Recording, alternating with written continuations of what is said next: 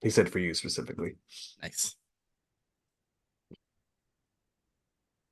All right, welcome all to another episode of SVT Sports Podcast. I am Vince. I got Tyler with me. Sam is going to join us in just a little bit, and Tim is on the ones and twos. Guess how I'm doing today, guys? How Better are than you me. doing? I'm great. spectacular. Oh, speaking of which, here's Sam. How's it going, Sam? What's up? What's up, man? Literally just hit go, so you missed nothing other than me bragging about how happy I am. But I didn't even get to the why. But everybody, you know why. You know why. MCA. No, I gotta tell you, I just I don't know, something feels really nice. Like I just had a really good day yesterday. That's all. We'll talk about the Warriors. There's a couple other breaking news, or not breaking news, but like news that happened over the last week in basketball. Same with hockey. We'll talk about the Sharks, and there's a couple other stories to go over. Wrexham, and even a little bit of English Premier League football and local soccer as well. And baseball announced their Hall of Fame class. But first and foremost, you know what we got to talk about. It's the football. I want to say, I think I helped you get that win. I gave up my seat to go get some food, and Right. it was going downhill. Right. Yeah. Then you took that seat. I even said swoop when I sat down in it. So like you couldn't like you didn't seat check it or nothing. I just went in and I swooped it, and I just at halftime I changed the seat, and it wasn't that the Niners just stopped playing like idiots. It was that I switched seats. The And turns that's have why, tabled. yeah, my how the turntables, right? The Niners get the win in spectacular fashion, 34-31, with a 17-point halftime deficit. They make the comeback. They get the win over Eminem's Lions. Sorry, Marshall Mathers. Your double birds can fly on back to Detroit. I mean, shame on him for thinking he could talk about the birds being in Detroit. No, you know what? Honestly, only one person. I'm not mad. Honestly, like when honestly, if I was sitting there in the stands right below Eminem's box and he didn't flip me off, I would have been offended. Like I that's the minimum that I expect from him. As a lifelong Detroit, he's a Detroit native. He's been a Lions fan forever. He's been suffering. And they were in the driver's seat for the entire first half, and I was nervous as shit in halftime, but I had not quite given up hope yet. Yeah, I think at that point, I knew that the Niners had to get they get the ball back. They had to score. I would have preferred a touchdown, but they get at least a field goal. And then the Lions they go on fourth down for it, and he drops the ball, right, and then we're off to the races at that point. The Niners go down and score a touchdown, and then that's when it gets up to 24-17. And then you get a turnover on the first offensive play, and that's at that point. That's when I knew. I was like, okay, this is ours now. Like it's gonna take over. At this point. Dan Campbell's getting so much heat in the media today that I think is it warranted? Sure, from that game, but that's been Dan Campbell all season long. Nothing has changed. I could appreciate that. I understand sometimes you need to play better odds football, especially in a championship game, which Dan Campbell definitely should have. But I appreciate that he didn't change course of anything he did all season long to get the Lions to where they're at. Right. And I mean, I think about when he could have kicked that field goal when they were up 14. Instead, they go for it on fourth. And was it Williams that dropped it? Yeah. Yeah. The first one was Williams. The second one was Reynolds. I mean, they were up 14 still at that point. They could have kicked a field goal to make it a 3-score game. That's what you need to do in playoffs. I get that you're a bit of a gambler, but at this stage of the season, you can't do what you do in the regular season sometimes. Sometimes you got to throw out whatever, your mantra is and just do the better percentage play. And you got to play the possessions, right? Yeah. Don't necessarily worry about the clock at that point of the game, but know that the Niners only have 3 or 4 more possessions. And if you are up 3, if you make it a 3-possession game, that increases your odds of winning. So yeah, even that, like when you go back to the Packers game and Shanahan was playing chess and everyone was playing checkers. He deferred so to kick that ball so he could have the ball with the last 2 minutes of the half and then starting the new half with the ball again, potentially being up 14. It's basically stealing another possession. Yeah. And that's the way that a lot of teams like to go about it in these days. But I'm just and then later in the game, you're down 3. It's a deep field goal that they would have had to try, but they try anyway. They try to get it on 4th again, and they get stopped again. And at that point, it's like you got to go for the tie, man. You got to get points on the board. I mean, I get that you're a gambler, but this is a learning opportunity for him and the Lions as a whole. And you're the road team. Take the points. Just keep taking points. Yeah, you're the road team. Yeah. The Lions definitely left some opportunities for them to take this game on the table, but I'm not too mad about it because I benefited greatly from that. The Niners they do execute in the second half big time. Just everything that was going wrong, they turn it around. By Bosa, dude. Yeah, that locker room speech. Yeah. He was like on his back with like heating pads. Do your job. Do your job. Yeah. Just do your job. Mm-hmm. And they did big time. You know what, Sam? You know what that speech was like? And Vince, I'll allude you into this inside joke here. It was like Ron when he made us sign up for that wine. Exactly. Yeah. We had greatest salesman ever. We went wine tasting, and we were gonna get like a glass of wine for the table, like everyone to get a glass of wine. And our guy Ron, who was our server, goes, "Just get a bottle." We're like, "Okay, we'll just get a bottle then." And then he goes, "Just sign up for the membership." We're like, "Okay, we'll just sign up for the membership." Like, he had us sold. The most lackluster, convincing argument ever. We're like, "Okay, sounds great to me." Yeah, he played it low key. Yeah. He knew you guys. The hard sell wasn't going to work. It's just you got to kind of just undercut it a little bit, you know? Yeah, that was like Nick Bosa. Like he didn't even raise his voice. No. Just do your job. Just do your job. Yeah. That was it. And they did do their job. The tale of two halves, the defense, showed up for the 49ers. McCaffrey showed up. And then, oh my God, the quarterback for the 49ers was running around, extending plays. Yeah. 22 separate 21-yard shit. Yeah. 21-yard rushes, 2 of them at 2 separate times, picked up major first downs every time, got them. Yeah, one of them took him down to like the 4-yard line. Another one was like inside the 20. Like Brock Purdy was making plays left and right in that second half. And I think about Juszczyk with the toe tap to get a first down. That was an incredible play. The biggest play of the entire game. They go for it, chuck it 50-something yards off the helmet. Brandon Ayuk there to scoop it. And did you hear what he said? Why it happened? The ladybug. It was the ladybug pregame on his shoe. The ladybug catch. And that's good luck. They're calling it the ladybug catch now. I think I don't know what it was the entire sequence of that third quarter. Do you call it the third quarter? Like, because the Niners already have 3 the catches, so that feels a little ridiculous to call it the catch 4 because the other 3 were touchdowns. I mean, he caught a touchdown right after that. It was like the a couple ladybug plays game. Later. We also have Miracle at Meadowland 2. Like, no, you know what I mean?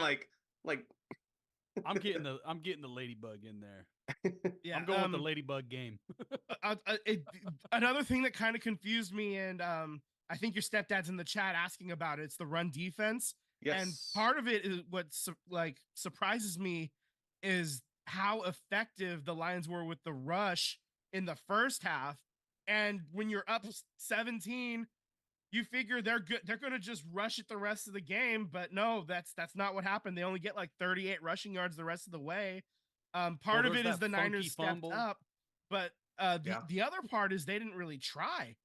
I mean, because the few times that they did rush it, they still found success, but for whatever reason, the Lions decided that they're going to play like they're behind when they're actually in the lead. And it's either genius or insanity. And it ended up being insanity at that point. As for the Niners rush defense itself, it's been like a lot of people talk about how great it's been like through the regular season, and statistically that bears out. But also, I don't think a lot of teams really truly tried to like rush it against the Niners. I think they saw some opportunities against non-Charvarius Ward cornerbacks and tried to pick on them instead. Ambry Thomas kept getting torched again. So I kind of I will say, I don't know, I'm a little concerned. Maybe they're just a little rusty. They just weren't expecting, because this is two games in a row. The Niners have played like crap on defense. And if they figure it out, and if for the Super Bowl, if they suddenly decide to start playing what they're capable of playing to, that makes me feel really good. Like you've had two of your worst games really of the season, and you still get wins, and they're in the playoffs. That makes me feel like the doors are wide open, at least. So I'm feeling cautiously optimistic again. Your Super Bowl, you will get blitz. Steve Spagnuolo will blitz the living crap out of you. Yeah. Like constantly. Brock has been excellent against against a lot of things that people wouldn't expect. Like he's been excellent against the blitz. He's been great outside the numbers, which is people assume that he's a dink and dunk guy because of all the talents around us. No, Brock has been. We talked about it last week. He's been pushing the ball down the field. He pushes the ball downfield, but sometimes we use this term dink and dunk as a knock against a guy. Yeah, that's fucking smart football. So if you look at Baltimore, right? Baltimore was blitzing, and what was Mahomes doing? He was dumping the ball off. Yep, Pacheco behind the blitzer. Yeah, so didn't Kelsey have like 11 grabs for Kelsey? Like, so, I mean, yeah, this is right over the top. Go. This is what Brock Purdy is going to do when he gets blitzed. He's shown it for over a year now. When he gets blitzed, Shanahan's smart enough to know, and the receivers are smart enough to know that when that blitz happens, you're running to the open space. You're running towards the area that person vacated. And they do things with motion. So if you move a guy, say you move a guy from outside and you move him in and you hike the ball, you're positioning that wide receiver to get the inside track because the blitz is happening. So you're going to put the corner on the outside. So that pass, you're just going to throw it to a spot, and that receiver is going to go and get it. So I'm not really worried about the blitz against the 49ers, and it's the same for Mahomes. I'm not really worried against the blitz against Mahomes. Mahomes hasn't been sacked in like something like 2 years or year and a half or something like that in the playoffs. Yeah, and he's crazy stat. Mahomes is crazy because he's not necessarily a blazing fast guy, but he does enough to move around. And then when he does get into open space, he's going to hurt you. He's athletic enough to hurt you, and I would say he's probably a little more athletic than Purdy as far as running. But Purdy flashed, man. He extended what he needed to do. Keep how many of these sacks is like he's down? No, wait, no, he's not. He ducks under it. That Juszczyk toe tap that I talked about, that was one of them. Jimmy Garoppolo was sacked on that, but Brock Purdy found a way to escape out of it, duck under it, swim move, whatever, spin around, and then extend the play. Yeah, like you were talking about, man. But how many times too on those runs where people are swiping out his ankles, and it disrupted him, but he had the strength to power through to get it and still get a throw off. Oh yeah. So I mean, well, that to your point though, Sam, like that's what makes your CMC so amazing is that he's probably one of the best, if not the best, receiving running backs, right? Catching, right? He knows when you're getting blitz to go into a hole and get into a flat to where the defense is not at. And it can just be that bailout all the time for Purdy, right? Absolutely. And I think that's one trait that I think goes super underrated, but it was brought up 2 weeks ago before the Packers game. I'm sorry. Yeah, I guess 2 weeks ago now that they brought that up as far as like a game film tape thing. And I was like, I've been noticing this all season long.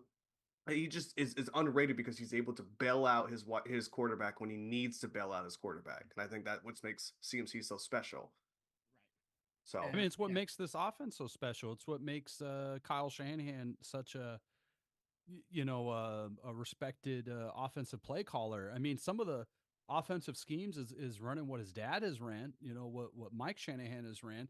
but he's putting his own little wrinkle on it, and we know that the Shanahan offense is going to open it up for running backs. I mean, the Shanahan family has turned out many running backs. I mean, so he's made mid guys good. He's made good guys great. He's made great guys Hall of Famers. Exactly. Like and, he's able to John elevate, Elway, get the most out of them. Mike Shanahan had John Elway for a long time, but as soon as he got Terrell Davis, all of a sudden they get two Super Bowls. Because of the running back, because they were finally able to put it all together, and now Kyle Shanahan has CMC as an MVP caliber running back who could catch the ball, run the ball, and for a smaller back, McCaffrey's able to like get through a sloppy, messy area.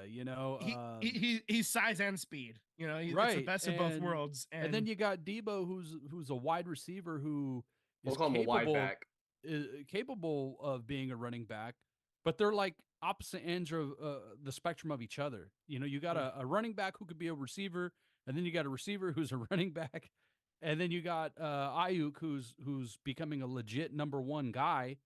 What did he have? Like 1,200 yards on the season's receiving, 1,100, something like that. Yeah. He cleared 12, I think. I did say this year was the year that Ayuk was gonna. No, actually, let me rephrase. My stepdad said this was gonna be the year Ayuk was gonna go off, try and draft if he can, and I fully believed him. And I got him in one league. I didn't get him in the other one, but he did go off this year. No, I mean, and then George, you got George Kittle, who's, then you got probably the best wide receiving fullback. He's not going to get a lot of touches because of other guys, but, hey, he stepped up when he needed to. So there's a lot of weapons on this 49er offense, and that definitely helps Brock Purdy. But we've seen other quarterbacks with this team with the same pieces, and they were not able to perform. I really don't think you can put any quarterback in this system and they're going to perform. I just do not believe that is true. So Brandon Ayuk stats, just to clear it up: 75 receptions, 1,342 yards, 7 touchdowns, an average of 17.9 yards per reception. Yeah, half of that is probably Yak. Oh yeah, definitely. I mean, this is the Yak brothers for sure. And that's what again with you blitz these guys, you blitz Purdy, and he's going to dump it off. All of these receivers, all of them. Even Jennings was making plays when his number was called, when he had to step in last week for Debo, because Debo was out on the 4th, 5th play of the game. But I also think that's why the Lions tailed off in the second half, because they're all this, what you want to call dink and dunk, is that they're getting chewed up, 5, 6, 7, 10 yards per play. Well, now you got to bring some guys back into pass coverage. You got to bring some guys back at this point. Other thing that the 49ers do, I think, better than anybody else, is their wide receivers fucking block. Yeah. The wide receivers block. And if you ain't going to block in this offense, you're not on the team. Yeah. Yeah. I would add in that basically the entire year, except for a couple of times, we would go into halftime. We would see the Niners go into halftime. They'd be up maybe a touchdown or 3, or even just down 3, or tied game. It would look like a close game, but then in the second half, the switch is flipped, and then they like turn on the afterburners, and it ends up being a 14, 17, 20-point win. Like that happened time and time again. It's happening in the playoffs, but now it's just like they're from behind a lot further than I'd like. So if they like anytime it's a close game, now I know if it's within 17 points, I'm not ruling it out. Right. So right. I mean, this is what the Niners have been the entire time, and that's the only reason why I wasn't giving up hope yet, is because we talked about it before. The Niners have been a second half team the entire year. They've been, whether it's making adjustments or just getting their heads right and telling each other to just do your job. I mean, they whatever happens in halftime, they get it right, they get it fixed, and now they're going to the Super Bowl, where they're gonna have, instead of 12 minutes, they're gonna have a half an hour halftime, where if there is stuff to manage or fix or whatever, or draw up on the fly, they can do that now. What was your Usher's first song? I think it's I think it's coming out. It's as well. I think it's the reason why I think it could be like the second song, and then he surprised everybody with Luda and Lil Jon coming out as the second song. So then maybe he does something else first. I think he comes out with maybe it's OMG. Ooh, he could. I think he comes out with with Luda and Lil Jon first, because then the rest of the show was just Usher. We've seen other halftime shows where it's like when it's just one person. If they do bring out guests, it's early in the show, but it's not the first song. It's never the first song. So that's why I'm thinking if he is gonna bring them out, for that song, then it'll be like the second or the third song of like a 7-song set or whatever. I know MGM's got this on a bet, so I'll have to take a look and see what they're at. I mean, I mean, that's more stuff we can talk about next week. You know, when we get all the fun little side bets. That's really where it's at. I mean, I think I'm just really excited that they were able to get the job done. Brock Purdy had, over 50 yards rushing, but that last kneel down on fourth down, third down and fourth down, that put him under 50 yards. So he only had like 48 or whatever, but he had more than 50 yards rushing on plays that count. What was his passing? Did he finish 300? Did he get there? No, it was like 260, 260 something. Yeah. Damn, should take the under. They had him at 306, 306.5. Yeah. I mean, that's the advantage of having a well-balanced attack is, they didn't have to throw every single pass to make that 17-point comeback. I mean, look, you're going to make all the parallels you want, but it reminds you of the Eagles last year. Like, how do you want it? Oh, you want us to run it? We'll run down your throat. You want us to pass it? We'll pass it. How do you want it? CJ Gardner-Johnson doing his little wave with 5.5 minutes left. Never do that. He was asking for trouble at that point. Yeah. You were asking for hurt, man. But did you guys see he's Debo's getting tweet? Properly ripped? What? Did you guys see Debo's tweet? No. So somebody check on check on Lil Bro. Check on Lil Bro. Yeah. But it's true though. Like that's this 49ers offense. It's like, how do you want it? Like, yeah, we're not doing great, but we'll figure it out and give it to you. Oh, you just figure that out? Oh, we'll just turn around, just do it like this. Like that's your offense right now. But I will say, if you're going quarterback to quarterback, Purdy is right up there. But it's going to be a tough test if you're going toe to toe with Mahomes, man. Oh yeah, absolutely. This is. I mean, I'm going to give the Rams some flowers right now. I mean, not the Rams, the Lions some flowers right now. They had a hell of a season. Yeah. If they were playing any other team besides the Niners, I probably would have been cheering for them. You know. And they made the Niners work for that win. They gave them everything they had and then some. It came down. In the end, it came down to an onside kick that they couldn't quite recover. So they almost had it, and then they realized they touched it 9 yards. He touched it about 1.5 yards too soon. Kittle ended up on top of it anyway. So I mean, the Niners sealed the deal, and on that last play was where it ended up. But they definitely made the Niners work for it, and it was a hell of a season. And they have a lot of the 100 best players list that comes out every year.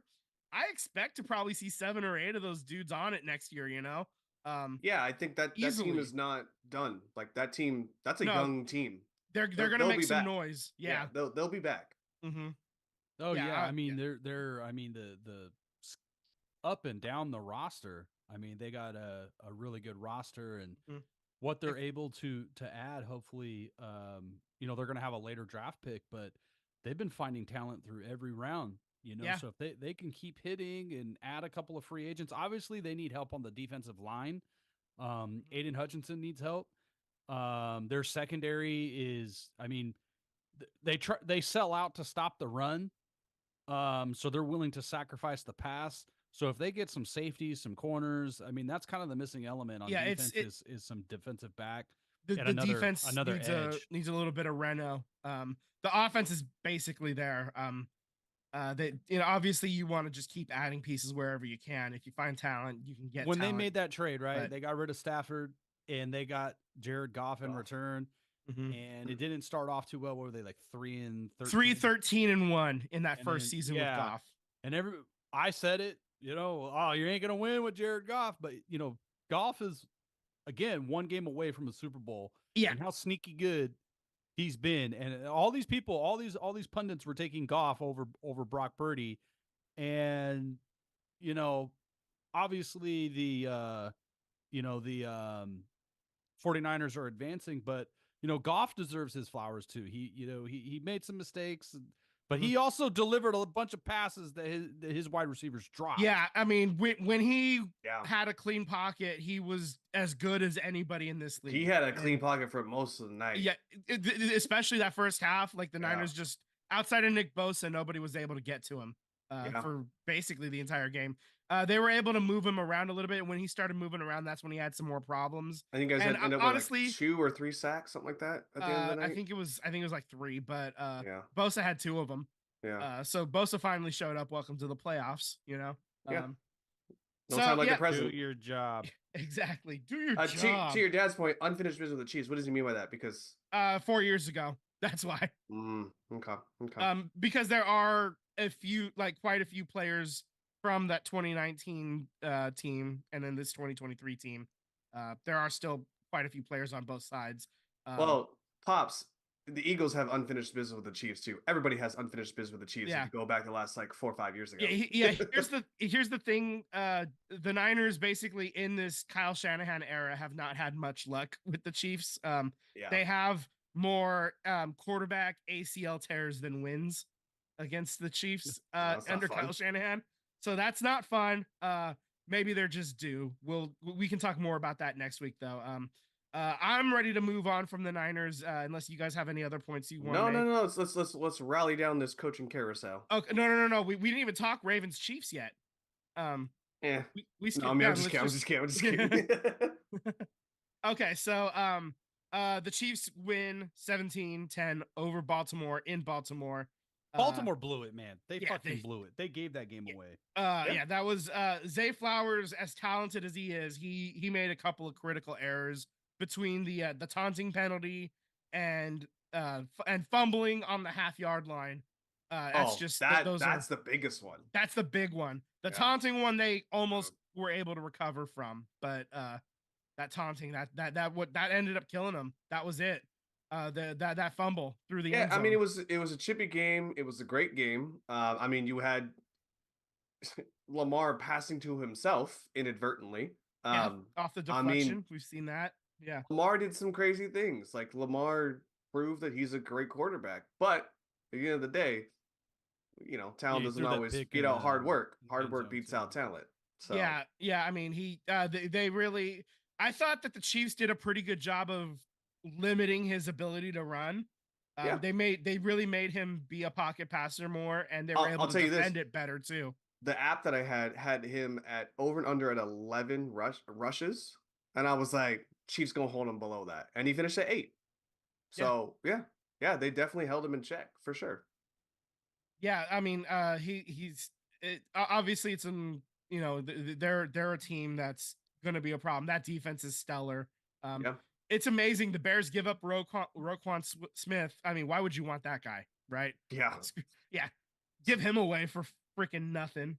Well, they gave away him, and they gave away the other kid to the Eagles, which I think he left to go somewhere else in free agency. But I mean, the Bears, I'm like, what are you guys doing? I don't understand what they're doing. But hey, at the end of the day, they're offloading. They're trying to rebuild, I guess. I don't know what they're trying to do. I can't figure out what the Bears are. The Bears are eternally rebuilding. I mean, that's what it really comes down to. With Baltimore, I mean, it's like the apex of poking the bear. You know, the pregame, I was telling Vince came over and was watching the first game. You got the kicker set up in the Chiefs end zone where Mahomes and Kelsey and the Chiefs are running warm-ups, and he's over there trolling the Chiefs, and then that made it to Twitter, and then so people are talking, because Patrick Mahomes and Kelsey are like throwing the little kicking stand and the helmet, get the fuck out of here, and the Chiefs are getting slandered for it. We're like, go set up on your side, dude. And to me, that was poking the bear. And then the Ravens are standing over there, and there's the little scuffle on the sideline, and you came talking that talk, and you didn't really show up to play.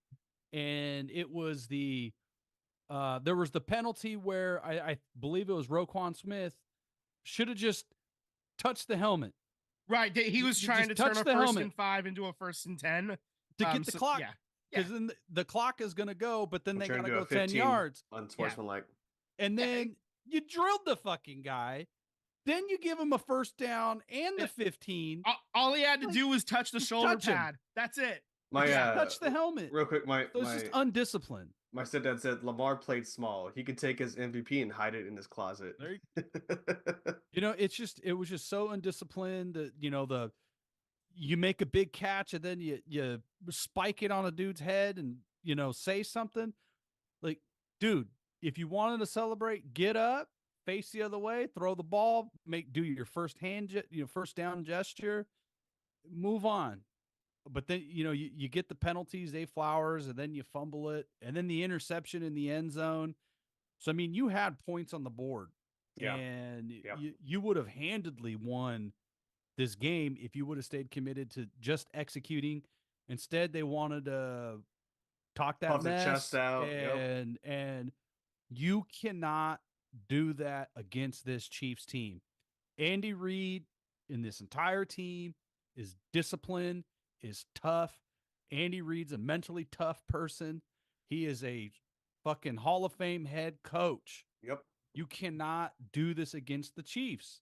And he's even with commercial personality. Still one of my biggest even regrets. With wide receivers that, even without Tyreek Hill, even with the worst receiving group that Patrick Mahomes has, he has a Hall of Famer in Kelsey. He has Pacheco and he has Rice. Those guys are firing right now. Yeah. And you can't take them lightly, and Baltimore did. And you got BME. So, I mean, and you got arguably one of the great DCs. Arguably one of the greater ones. Like, he can adjust on a fly. So it's going to be a fun Super Bowl. As I said, losing Big Red with the Eagles is one of my biggest regrets, but I feel like time was past at that point, and we felt like we weren't going to get past the championship round without moving on. But Big Red proved them all wrong. It honestly, it's kind of weird right now. The Niners are getting all of the hate that somebody that's won 3 Super Bowls has gotten, but without actually completing the job. So it's like everybody's like, everybody hates the Chiefs because the Chiefs keep winning. Yeah. But everybody also kind of hates the Niners with the same amount. So a lot of like the NFL memes or whatever, it's like Northern California is like cheering for the Niners, and then you got Kansas and Missouri cheering for the Chiefs, and then the rest of the map is gray saying, ugh. No, cheering for the asteroid, I want the Niners to get the W for many reasons, but at that point, at least they would have earned a little bit of a hate, Yeah, I mean, I don't have a dog in the race, but I'm not gonna hate on either team. I think it's gonna be a great game. I hope this game ends as an all-time classic, and we get to watch this game 30 years down the road on ESPN Classics as an all-time classic. All I know, another thing that I know for sure is either way, the maggots are gonna hate it. That's what I know. Either Taylor Swift is happy, or the city or the area that has Nancy Pelosi in charge of Congress for them is gonna be happy. So either way, the maggots are gonna hate it. So whatever. All right, so let's talk coaching carousel. Jim Harbaugh officially to the Chargers. Vic Fangio is out as defensive coordinator in Miami on Wednesday, and then by Thursday he's in Philly as the defensive coordinator. Tyler, how are you feeling? So I'm a little upset with it, but then now that I'm like, I've had some time pass, like we've always run a 4-3 defense, right? That's always been a thing, right? Vic Fangio's always run a 3-4. But I'm now learning that Vic Fangio also runs a 6. He loads the box 4 and then 2, or he does some things that struggles some top end quarterbacks. And I started watching the long podcasts, and they like kind of broke it down about how Shanahan and big name coaches said they struggled the most against Vic Fangio's defense. Like I I want to see it. I want to believe it. He was obviously on the staff as far as for the Super Bowl for being a divisor role. I was not happy about it then. I'm not really particularly sold on this, but I'm starting to see, but there's some potential. Fine, if it works out, great, right? I'm more excited about the new hire, which is Kellen Moore, because he runs motion schemes. He runs arguably the top 5 in motions in all of NFL. And if I've seen anything this season with the Eagles, motion was not a thing. Bubble screens were. Not running the ball or motion screens was, it's just motion in general was not a thing. So I'm more excited about the OC hire than I am about the DC hire. But hey, look, if the DC translates to more of the OC and the OC is able to put more points on the board, then I ain't complaining. I think they're both fantastic hires. I think they are fantastic hires, and I think what's his name? Sirianni. I think it's a smart move. Hey, I mean, look at John Harbaugh on Baltimore. That one of the reasons it was so surprising that they lost the way they did is when you think of a John Harbaugh Ravens team, you think of disciplined football, right? On both sides of the ball, you have a disciplined team. He was a special teams guy. He was a special teams coordinator for like 20 years with the Eagles. Yep. And he comes over and is a head coach. People scrutinized it, but when he put that staff together, he hired a really good offensive coordinator and a really good defensive coordinator and surrounded himself with really good coaches. And I think that's what you're seeing with DeMeco Ryans. He surrounded himself with really good coaches with a young football team. And I think this is what the Eagles are doing. I mean, Kellen Moore, I think Dallas made a mistake letting him walk. They let him go, and he went to San Diego, and I know San Diego wasn't, they weren't the team that some of the pundits expected them to injuries. Injury bugs hit them bad. Devastated by injuries. But they offensively, they were still fairly decent. But they were riddled with injuries, unfortunately. And you look at his time in Dallas, they were the number two offense 2 years in a row. Yep. So I think that's a great hire. And I think Vic Fangio, he comes with he knows a lot of football and he knows a lot about defense, and he's going to surround himself with high quality position coaches. So I think these are both fantastic hires by the Eagles. And I think Sirianni sees, he needs to delegate more. I think, look, Andy Reid, he's doing a lot on the offense. He's basically the offensive coordinator. He's so creative. But he delegates a lot. He delegates a lot to his Spagnuolo is a great defensive coordinator. He was on that Rams Super Bowl team. So he's going to delegate a lot to his coaches, and I think that's what a good head coach does. I think it's great hires by the Eagles, both of them. I just think that we have a lot of guys that are built for a 3-4 defense. So we're going to have to change how we view our defensive schemes. And I think that might be a learning process, which makes me a little nervous. But hey, everything I've been seeing about Vic Fangio, it's given me some promise. So I'm not going to knock it until I see it, Yeah. I'm actually like, I agree with Sam. These are great. These are potentially great hires. We'll see how it shapes out in the end, but they're setting themselves up to come back and be a force again after the way the Eagles just collapsed at the end of the year. Can't have that again. Otherwise Sirianni's gone. Right. Yeah. Doesn't matter how many times, like how long ago you went to the Super Bowl. If they're collapsing like that 2 years in a row, that's it. So he's basically, this is to save his job, I think. And he brings in 2 veteran coordinators to try to right the ship. We all know it's not a, what have you done for me lately? It's what are you doing for me now? Right. Exactly. So let's turn to Atlanta. They hire Raheem Morris, who was the Rams defensive coordinator. He's going to be their next head coach. I like that hire a lot. That's going to be, it's going to be great for Atlanta, especially getting rid of Arthur Smith and then turning to Raheem Morris. I think very highly of Raheem Morris and the job he's done, especially with the Rams having Aaron Donald and nobody else. Yeah. And then Tampa Bay offensive coordinator Dave Canales is now the Carolina Panthers head coach. He seems like a very positive outlook kind of guy, So I don't know much about it, but I wish you the best. Being in the Panthers organization right now, it's a bit of a fucking dumpster fire. He's probably a fantastic coach. Probably not going to be successful his first time as a head coach. The situation in Carolina is not appealing to me, at least.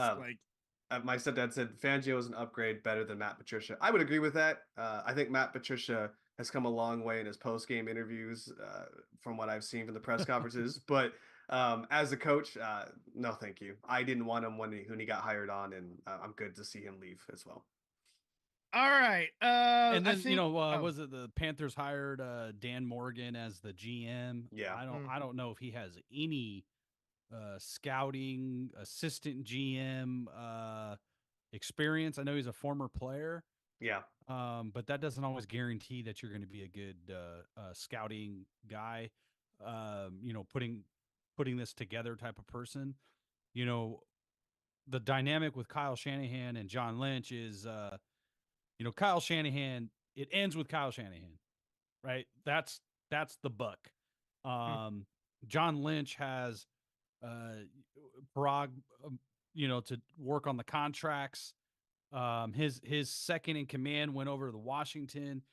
So John Lynch had quite the staff around him to kind of handle the nuts and bolts of contract writing and financials and things like that. But as far as identifying talent, that's that's them. So I don't know. It just seems kind of suspicious with Carolina. I don't know if those are going to be good moves at the end of the day. Yeah. And we were talking last week. The Raiders didn't have a GM. They got a GM now. Oh yeah, that's right. This was Tom Telesco, former Charger GM. Uninspiring. It just feels kind of like dumb. It just kind of feels dumb. Especially because you get champ. Yeah. Well, I mean, you blew out the Chargers, and literally was the nail in the coffin to have Telesco and Staley fired that day, the next day, whatever it was. And then, what do you think, Mark? Oh, you know what? We put a 63 Burt piece on these fools. That's my GM. Like, what are you thinking? Like, I don't know. It just seems Dodds, I think, would have been a better, if you really wanted somebody who was more experienced, you could have went that direction, or even a different general manager. I just did not like the Telesco hire. I know there's kind of like a lot of talk about some of the rosters he's been able to put together. And I'm like, okay, he hit on the quarterback and hit on some draft picks with wide receivers and some guys over here. Oh, not the most current one for the Chargers. Yeah, not with the most current wide receiver. That one is hot garbage. People are saying he put together good rosters.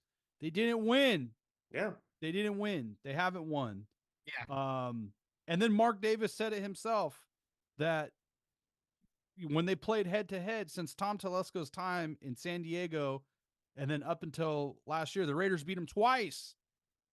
Like, beat them, the Raiders lead the series by 2 games. So this better roster wasn't even beating the Raiders. So I don't know. It just seems like a uninspiring move. I wouldn't be surprised if Champ was like, you know what, I'm gonna opt out and just leave. I think he has another year on his contract, and it looks like he's not going to get a job this hiring cycle. I think the only GM spot that's potentially open is maybe Seattle.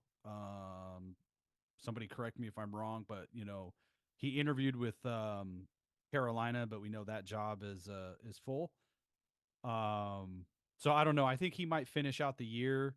Maybe he leaves after the draft, because I'm sure after the draft, Telesco is going to hire, his own scouting department, things of that nature. I just felt like it would have been. I think the fans were all hoping that Champ Kelly was going to get the job, but Mark Davis didn't want to go with a rookie head coach and a rookie GM at the same time. Some people were asking, well, why did you announce Antonio Pierce? I think what they did was they interviewed whatever GMs, and all of them that were still were okay with Antonio Pierce. So I think that's what happened there. Was Telesco was okay with Antonio Pierce, and so was Champ Kelly, obviously. But I don't know. I felt like, how are you going to get experience becoming a GM if you don't get promoted? You know, coaches get second chances, but you don't really see GMs really getting a second chance. Once a general manager is fired, they don't really get second chances anymore. They used to. Yeah, Trent Baalke, there's a rare one here or there, but like, well, it's like the old adage of I need people in the age gap of 20 to 25 with 30 years of experience. Exactly. No, there's a ton of general managers that built championship caliber teams, and he've even won, and they didn't get a second chance. Yeah, as a general manager, that's kind of a shit job. You either get promoted out of general manager or you get fired as a general manager. And yeah, true. You either move up to like president of football operations or you're done. Like, yeah, it's kind of rough. It's a hard knock life out there for GMs. You know, they're spending a lot of time on now they need to identify an offensive coordinator. Looks like they're going to be interviewing Clint Kubiak, your boy over there in San Francisco. He's the passing game coordinator. What I read, he's the passing game coordinator. He's obviously not calling any plays, but he's the coordinator. Works a lot with Brock Purdy. Yeah. All right. So we'll see. Okay, so let's move on to basketball. That was 45 minutes on football. I could go another hour. We probably could. We probably shouldn't. Let's not knock over your water, Vince. Come on. Smarter than the cup. 5% smarter than the cup. Okay. The Warriors over the last week, they get the win against the Hawks. That was a big blowout win. And then they lose 2 heartbreakers at home versus the Kings, and then at home in double overtime versus the Lakers. They are 5 games under 500, 12th in the West. Upcoming games are Tuesday against Philly, Friday at Memphis, Saturday at Atlanta, and then Monday at Brooklyn. That game tips off at 4:30. So when we're talking next week, they'll be playing. I'll be at the game tomorrow against Philly. So hopefully Joel Embiid doesn't say he's injured 15 minutes before tip off like he did last week, which he's now, that team is under investigation for that. Anyways, this is the first time I've seen Steph Curry be so upset about officiating that he actually had to bring it up in the post-game press conference. And that double overtime against the Lakers, there was a lot of missed calls.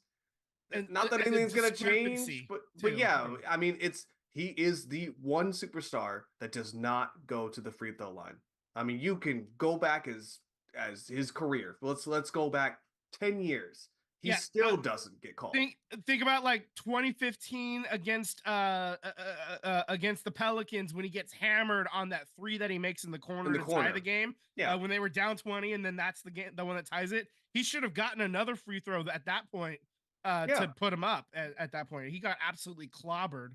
And so, I mean, there's just like every year, frankly, every week there's at least one call that's pretty egregious that he just does not get, and it happens often. Even the Kings game, he got an elbow by Sabonis on the rebound. It's like you elbowed the dude in the face, and the ref is standing right there. What are you looking at? I don't understand. Well, in the Lakers, didn't they say that they missed a foul call on the 3-point shot to? They missed a foul also call. LeBron traveled. The 2-minute report. The 2-minute report says they missed 7 calls on the Warriors, 3 of them being on Curry. So take that for a grain of salt of whatever you want. But the point being is that he's a superstar who doesn't get superstar calls. And if that's the case, you don't want to give superstar a superstar call, then none of the other superstars should get a call. Like, let's just play fair. I'm cool with him not getting a call as long as everybody else doesn't get a call, right? Let's play fair. But if everybody else is going to get the call, then our guy should get a call too. I mean, also too, when you're watching a game, like Curry doesn't go to the ref and bitch and moan and freak out. I mean, LeBron does that. The camera don't lie. He does that. We all watch the games. We see it every night that he plays, the bitching, the moaning, going to the ref, the acting, LeBron's what, 250 pounds, almost 7 feet, and then a little guy will bump him and he goes flying. I'll do you Like- one better. How about the like, game come against the on. Nuggets with Curry, and Curry was posting Jokic, right? And then like Curry slightly moves forward and Jokic goes flying forward. Oh yeah. I mean, come on. That dude's like almost 289 against Curry. Yeah. Really? I'm just helping him see. I'm just helping the ref see it. You know? Ridiculous, man. And that's the shit that kills the game. That's why people don't want to watch. That's why people get sick of it. You know, Yeah. it's not. I'm here to watch the game, not free throws. You know, what was the game against the Lakers? And the coach went off. The European. Oh, with coach. the Raptors. He went off. Yeah. Why don't we just get rid of free throws? Why don't the only way you could do free throws if it's a flagrant foul? Then nobody can get free throws. Let's do that. Bring that bad boy in. Well, then you're just gonna have guys like clubbing each other, fouling. Yeah. You know, yeah, that's asking to revert to like 1950s when there wasn't a three. How about yeah. You don't go to the free throw line for shooting. You go to the free throw line for if you're in the bonus, for team fouls, or flagrant. I don't like it that way. I still don't like it. Make it that just way. Gotta just call the game better. That's my solution. How's that? But my thing is that these guys are so smart that they're here to trick the refs. Like they know what they're doing, and they're good at tricking the refs. They've been doing it for years. Chris Paul on our team, but he has been doing it for years. James Harden, LeBron James, all of them. They're good at it. So I think it's like what Kerr said a few weeks, maybe a couple months ago now is, you know, as a league, you know, he was saying we as a league, this is what they started calling. And, you know, you're trying to make the game a little bit more fluid, but then within that, you also created this other problem. So you're rewarding these guys for shitty basketball and acting. Yeah. You know, how do you legislate it out? I don't really know. You know, I think it's referees having more time to watch games, having more time to, you know, I actually don't know if NBA referees are full-time or part-time, if it's a similar issue with like the NFL. But it's also like, you know, if something looks like a flop, you know, penalize the flop. You know, you can always rescind it, review it. Yeah, it's. I know it slows down the game. Maybe you have a ref in the box looking at these things that kind of overrides the floor call. I don't know, but or why don't we do what soccer does, or football, whatever pond you're on, where like it's a delayed penalty. You know what I mean? Like you're gonna get the penalty later on once we review it. But just keep the game flow going. You know what I mean? See if there's an advantage or not. Exactly. Right. Just keep the game flowing, and then we'll call it later. All right. Let's move on. That's enough bitching about referees. Let's say that for the Super Bowl. I'm funny. Okay, so Tristan Thompson has been suspended 25 games for violating the anti-drug policy by the league and the Players Association. Whoopsies. It's like 40. What did I mean? I guess he's not. He's like 30 something, but still. Yeah. All right, so he's pro drug. He's pro drug. Yeah. Okay. So the earlier this, I guess, you know, basically a day after we recorded, the Bucks fired Adrian Griffin after leading the team to a 30-13 record. Doc Rivers has been hired as a replacement, and I guess there was some reports on Wednesday that alarm bells like first started sounding just before the season, when Terry Stotts was a veteran assistant. He like abruptly resigned after a verbal altercation. Spit out the word. So the team, you know, didn't look great, but they kept moving on.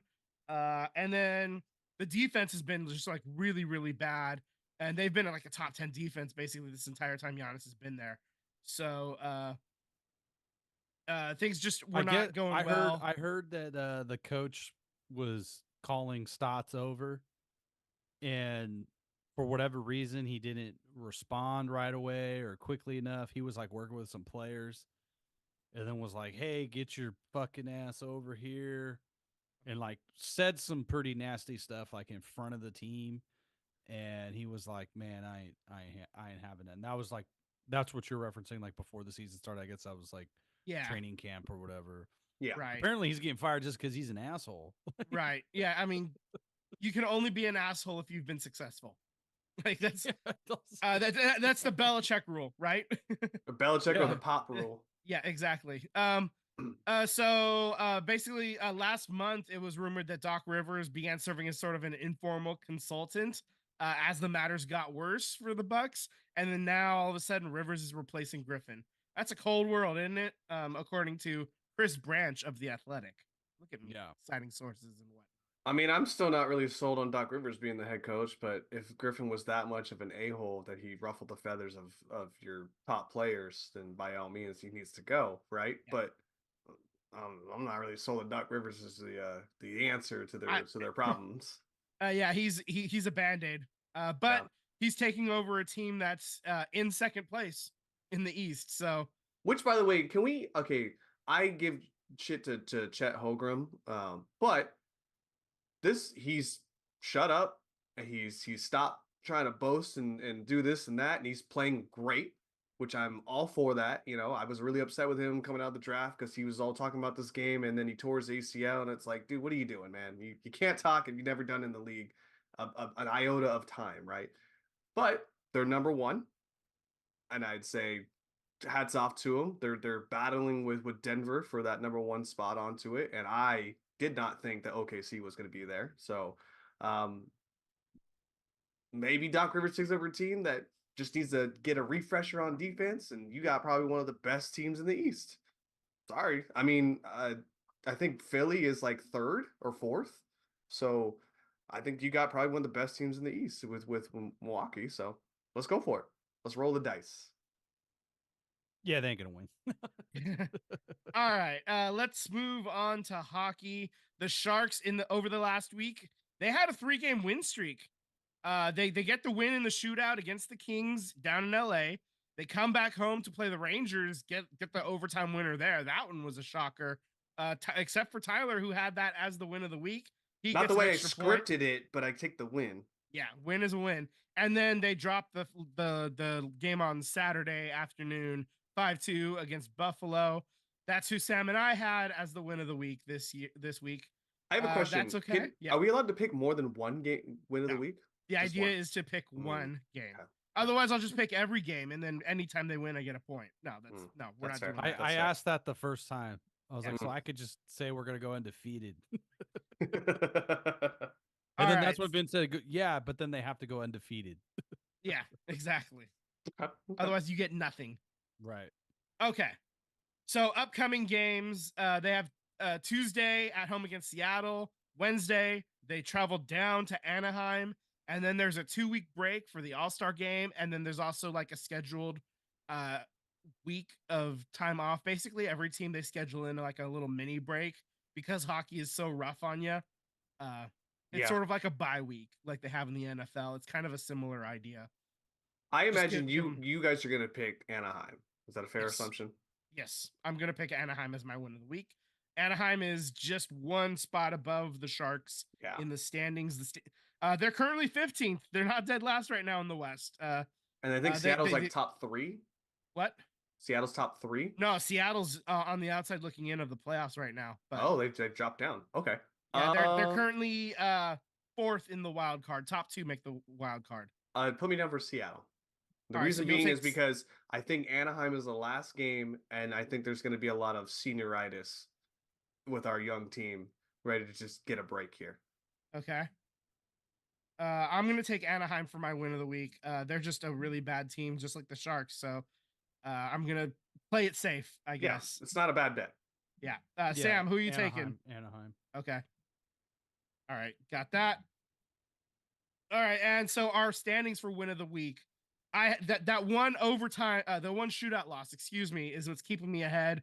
I have 6.5 points. Tyler has 6. Sam has 2 correct, but he also started a week late. So you're almost there, bud. I mean, rally off a couple weeks here. I'm going to go on a winning streak. Yeah. It's coming. It's coming. It's coming. All right. So there are a couple of other things that I did want to talk about really briefly. I'll try to make it quick. the Utah Jazz owner Ryan Smith has requested an NHL expansion team in Salt Lake City. The NHL gave a response. They said, "We have been impressed by Ryan and Ashley Smith's commitment to their community and their passion and vision for Utah, not only as a hockey market, but as a preeminent sports and entertainment destination. Utah is a promising market, and we look forward to continuing our discussions." So basically, what I think is actually happening is the Arizona Coyotes, like that situation, they can't keep playing at a 4,600 seat college arena. Like that situation is coming to a head very soon. Maybe in like by the end of this month is what Brody Brazil hypothesized. Definitely by the end of February, because they have to release a schedule for next year coming up pretty soon.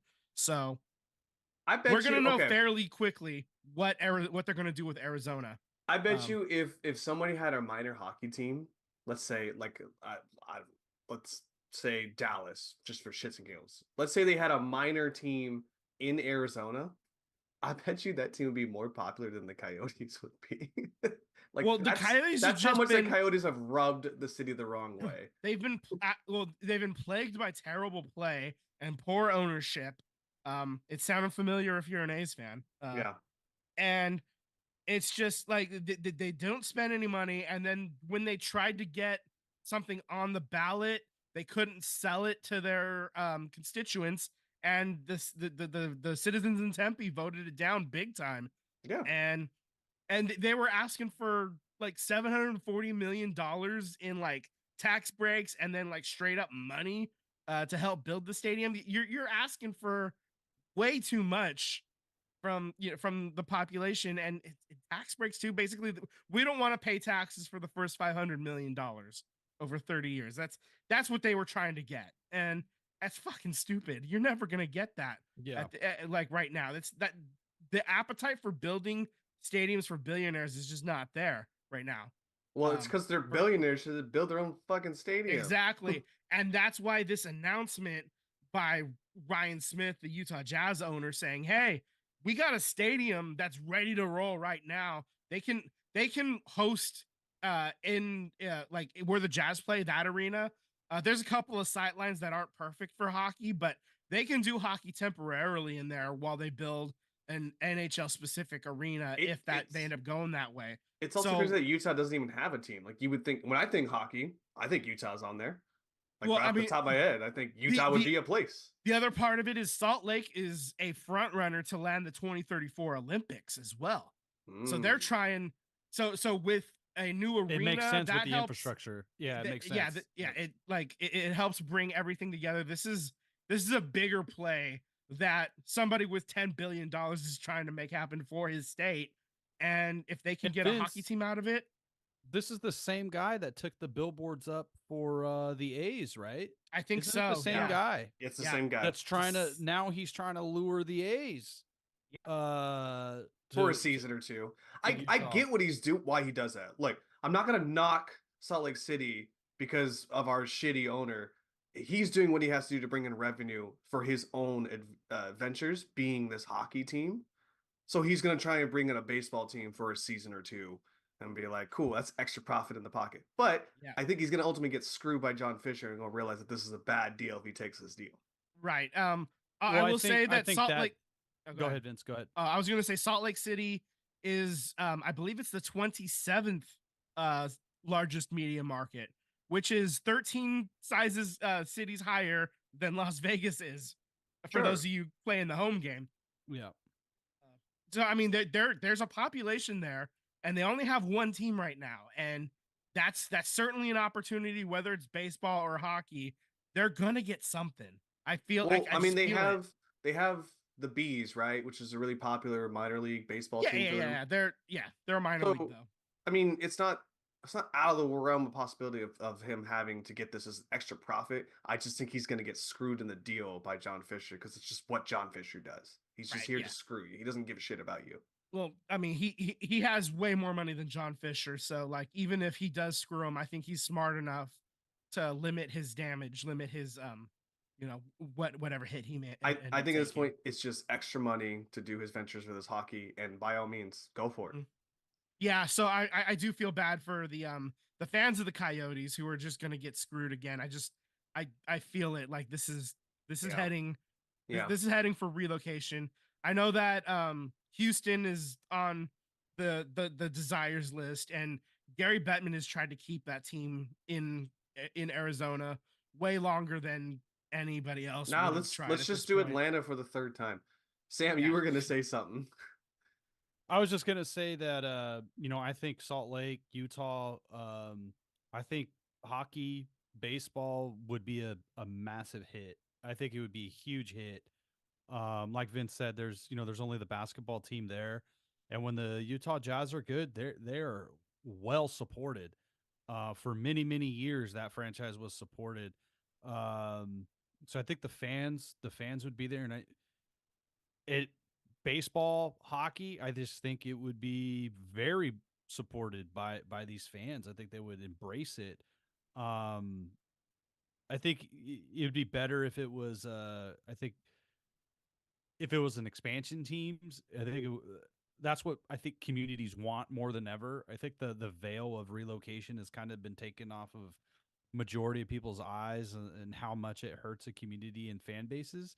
Yeah. And it's fun to talk shit and talk trash against other fan bases, but at the same time, like, I don't think anybody wants to be I think for the most part we don't want to be assholes to our civic neighbors or things like that. um but it's sad that the Coyotes are going to potentially be relocated as well. But in the NHL's defense, Gary Bettman has tried to do everything he can to keep them there, but it's compounded with owners like John Fisher who weren't committed to winning, and we're kind of seeing the same playbook here in Oakland. Is they potentially have to look at other sites because you can't fit a dome, like. Yeah. Yeah, We'll save this one for next week because next week is kind of the bye week for our football fandom. So we'll save that for that. But right. yeah, okay.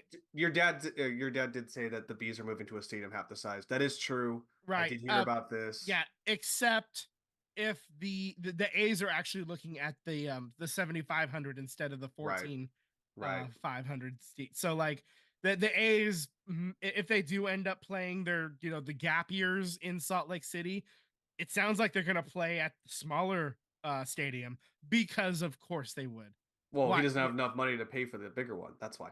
So dumb. It's Anyways, so fucking dumb. All right. We'll move on. We'll move on. All right. So how did Wrexham do?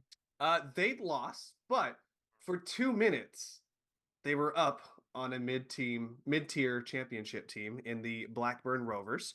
They lost in the 4th round of the FA Cup. Not a big deal, guys. I mean, you got to understand, they're still a League Two club, and they spend less money than the bottom championship team in Rotherham. So, is there a gigantic gap difference between these two? Yes, absolutely. But it's a great test point that they at least scored a goal and were up on a championship team that brought out their A squad, not their B squad. And I think they brought out the A squad because you're guaranteed a match against a Premier League team in the next round. So, by the way the scheduling looked and the way that they had the bracket set up, you were guaranteed one. So, I think Rovers wanted that because it's money at the end of the day. You get more money by moving up in the cup rounds. But hey, it's okay. Do your job, like Nick Bosa says, and then you move on and you go up to League One. You get more money, more endorsement deals, and hey, you're probably looking at like your League One money is probably spending closer to the bottom tier of a championship team, which is kind of what this path is going to take them to eventually. So there has been any games. The game that they were going to play previously got postponed due to this whole Blackburn Rovers game. So they're still sitting at the place they were 2 weeks ago, well, about a week and a half ago. They're 52 points, 2 points away from, actually, that's changed. They're 5 points away from Stockport because of a postponement game. Next game is against Salford City. Just another chance to move up. So there's nothing else for them to do as far as cups go. Just focus on the league and move on up. Sounds great. Okay. Just do your jobs. Just do your job. Somebody who's not going to be doing his job any longer, Jurgen Klopp is going to be stepping away from Liverpool at the end of the season. Great coach, even greater human, and Liverpool's gonna miss him dearly, and he's just he's a hell of a man, and just somebody that does it the right way, and he's just it sounds like he's exhausted. Like coaching a Premier League team is probably the least fun job in professional soccer coaching. Like that I is feel a like awful coaching rough job. not just a Premier League team, but a top, well-known Premier League. It's probably Yeah, like if you had to compare to anything American wise, it'd be like taking the head coach job at Alabama. Like you are the face and the presence of everything, and you do a lot of things, and it's probably just really taxing as just to yeah, be like, I'm over it. I can't do this yeah. anymore. But it's even bigger. So Yeah, like if college football was actually a tier above the NFL, like yeah, that's what it really comes down to. It's like the same amount of pressure, but then make it for players that are even better than the best in the world at the NFL level. Like that's it's tough to wrap your mind around just how huge of a job that is. He won a Champions League, and he got the first Premier League for Liverpool since the Premier League formed. So it was a job that like the team had kind of fallen on rough times a little bit there, but he brought him back to the top, and yeah, yeah. right on into Hall the of Fame sunset. coach. Yeah, yeah. He one of the greatest. So he's gone. One more note for soccer. Bay FC and the entire National Women's Soccer League have dropped their schedule. I actually signed up to like get a call when they start selling like season tickets because I wanted to know. Hmm. If anybody is interested, you can get 15 games, which is 13 games against the other teams in the NWSL, plus 2 international friendlies. You can get into the stadium for all 15 of those games for $260 a seat. So that's a pretty damn good deal. It's something that I'm definitely thinking pretty hard about. If I don't even do that So though, 15 it's games total 15 total games, at 260. $260. Yeah, We'll that's do the yeah, quick math here. yeah, 260 divided by 15. it's So about about 40. 17, Oh, even cheaper. Yeah, 17 a game, yeah, roughly. yeah. So that's obviously the cheaper seats. If you want to spend up a little bit more and sit in a better seat, you can do that too. But I will say I'm pretty tempted. Like Yeah, it's not a that's bad idea. something to think about. And Where's their it's stadium? they're playing at the Earthquakes arena Oh, or stadium down by the San Jose airport. It's not a bad idea. I am going to look at the Baller schedule and see what it is to be a season ticket holder for that. Yeah, I yeah. might be So interested. So okay, yeah. That's another one. Let's support these teams that are trying to build something. Bay yeah. FC is an expansion team. This is a brand new women's soccer team. The Oakland Ballers, that's obviously a brand new baseball team that's gonna. We also have the new women's basketball team coming to the Bay Area soon too. So Yeah, that's 2025, I believe. So next yep, year, yep. they'll be tipping off. So we're gonna see more news about that in the coming weeks and months. So this is a great opportunity to get in on the ground floor of some of these teams that it could be a lot of fun, and Yeah. the tickets are not expensive. You can get in pretty cheap. Same thing with we went to the minor hockey last year, the minor league hockey, the Barracuda. That's we don't always have to support the top flight. Yeah. I'm Go here to check out the watch a good minors. game and watch some Yeah. sport and have a couple beers with some friends. All right. That's how I felt about the San Francisco Bulls too when that was around. That was a Yep. great heyday. Yeah. So, Too bad it only lasted about a season and a half, but that's hey, okay. hey, I They supported it. tried. They tried something. Okay, so last note that we want to talk about is the 2024 Baseball Hall of Fame class was announced. Adrian Beltre gets in first ballot, 95.1%. Only 19 ballots did not include him. Joe Mauer on his first ballot, 76.1%. He got in by 4 votes. Todd Helton on his 6th try, he gets in with nearly 80%. And Billy Wagner fell 5 votes shy. Next year is his last shot. I don't think Billy Wagner, I don't think he's gonna make it. I know you guys do, but I don't think he's gonna make it. I think he is. Obviously it's going to be a little bit tough, but next year's the last shot. That's going to be close. He needs 80%. No, he needs 75. Oh, okay, that's fair. That's fair. Yeah, because he only needs 5 votes. That's he fine. needs 5 guys that didn't vote for him this time to vote for him next time, and I think that he's gonna get that. Especially when all those guys that kind of left him off, when they see how close he is, they're gonna probably rethink about it a little bit.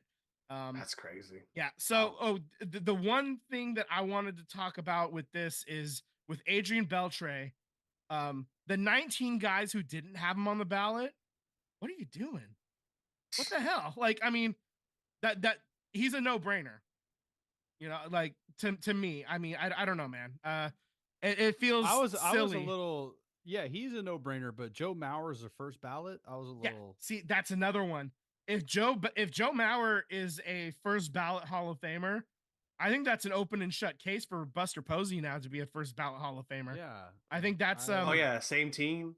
Yeah, one team, and he played catcher the entire time. Joe Mauer, the last like 4 or 5 years, played first base and kind of padded the stats a little bit. I think, I think this opens the path for Buster Posey now in a couple of years. And Joe also Mauer didn't get his whole entire ankle literally broken off his body, so you know. Yeah, Buster's class that he's going in with isn't quite as strong either, so that's going to help as well. So it'll be a lot of guys that are kind of still on the ballot from years past, plus him and a couple others. So yeah, that's I heard we can talk about that more. I heard something about I know we're getting close to the end here. I heard something about a perk that if you were announced in the Hall of Fame, like you and like a family of 5 or 6 can just go to any game you want for free for the rest of your life. Like that's just like, yeah, you get free tickets to like you just let the team know that you're on your way. Then, but like if you are an ex-player and you've served enough MLB service time, like you and like 2, maybe one other person can go to a game, you get the gold card. But if you're a Hall of Famer, like a family of 6 can go for free whenever they want. Like that's like one of the perks. So I don't know. I think Adrian Beltre has like 4 kids or something like that. So I think they can all go for free for the rest of their life. Joe Mauer only left the state of Minnesota for road trips. Like, I mean, that dude lived his entire life in that state. So, I mean, and he's obviously Twins royalty. So good on him. Get those free tickets, bud. Yeah, absolutely. All right, guys. Well, I don't think I have much more for the show this week. Real quick, I'm just looking at the numbers between Buster and Joe Mauer, and it's close.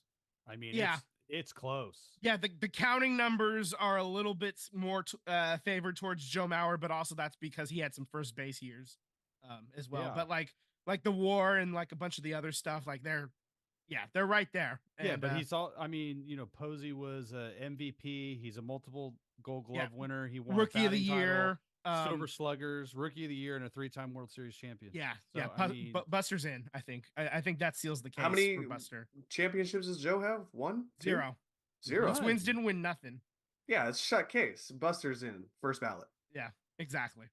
All right, so with that, I think it's time to wrap this bad boy up. You have been listening to the SVT podcast. Subscribe on YouTube and hit that bell to get alerts when we go live.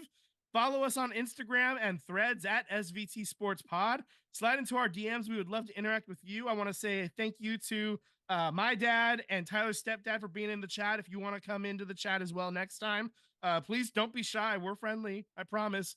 We'll give you a high five or something, a virtual high five. Thank you very much and have a great night. Later, guys.